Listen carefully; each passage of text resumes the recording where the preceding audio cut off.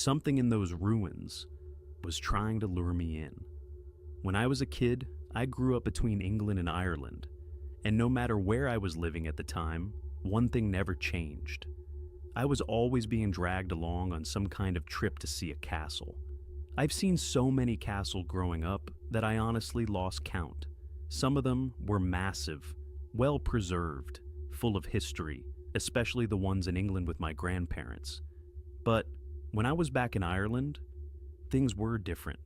My dad had this thing he liked to call castle hunting, and instead of going to the big famous castles, he would search for the lesser-known ones, the ones no one really visited, the ones hidden out in the middle of nowhere. To be honest, I didn't really enjoy these trips. Most of the time, they weren't even proper castles.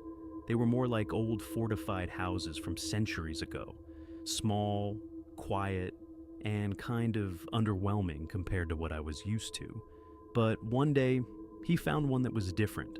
He had been searching online and found a location somewhere near the border between Leinster and Munster.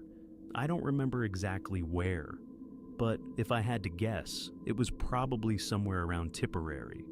We drove for about an hour, deeper and deeper into the countryside, until eventually we pulled up beside a random field.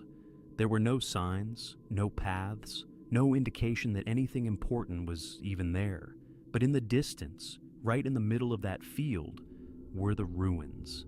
And immediately, I could tell this one was different. This wasn't a small fortified house. The structure was tall, worn down, with parts of it still standing. 2 round towers still remained, while the rest had been slowly taken over by nature. It was covered in vegetation, vines crawling over the stone, grass growing through the cracks. It looked abandoned, forgotten, like no one had touched it in years. We stepped into the field and started walking toward it, and the closer we got, the quieter everything felt.